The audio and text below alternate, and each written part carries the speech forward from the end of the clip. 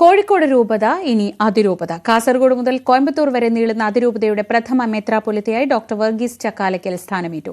Kozhikode saint Joseph ദേവാലയത്തിൽ നടന്ന പ്രൌഢഗംഭീരമായ ചടങ്ങിലാണ് ഡോക്ടർ വർഗീസ് ചക്കാലയ്ക്കൽ സ്ഥാനമേറ്റത്. ഇന്ത്യയുടെ അപ്പോസ്തലിക് നൂൻഷ്യോ ലിയോ പോൾഡോ ജിറല്ലി മാർപ്പാപ്പ പുറപ്പെടുവിച്ച നിയമന ഉത്തരവ് വായിച്ചു.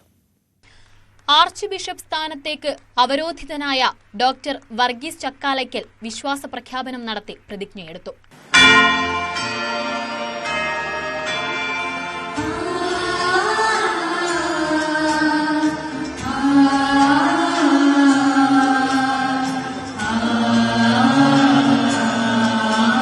സ്ഥാനാരോഹിതനായ ആർച്ച് ബിഷപ്പിനെ വിവിധ രൂപതകളിൽ നിന്നുള്ള മെത്രാൻമാർ ആലിംഗനം ചെയ്യുകയും വൈദികരും സന്യസ്തരും വിശ്വാസികളും മുദ്രമോതിരം മുത്തുകയും ചെയ്തു. തുടർന്ന് നടന്ന ദിവ്യബലിക്ക് ആർച്ച് ബിഷപ്പ് നേതൃത്വം നൽകി. KCBC ചെയർമാൻ കർദിനാൾ മാർ ബസലിയോസ് ക്ലീമിസ് കത്തോലിക്ക ബാവ വചനപ്രഘോഷണം നടത്തി. സ്ഥാനാരോഹണ ചടങ്ങുകളിൽ പങ്കെടുക്കുവാനും ആശംസകൾ അറിയിക്കുന്നതിനുമായി സമൂഹത്തിന്റെ നാനാതുറകളിൽ നിന്നുള്ള നിരവധി പ്രമുഖരാണ് എത്തിയത്.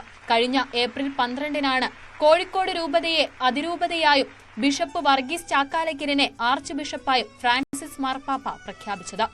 ന്യൂസ് 18 കോഴിക്കോട്.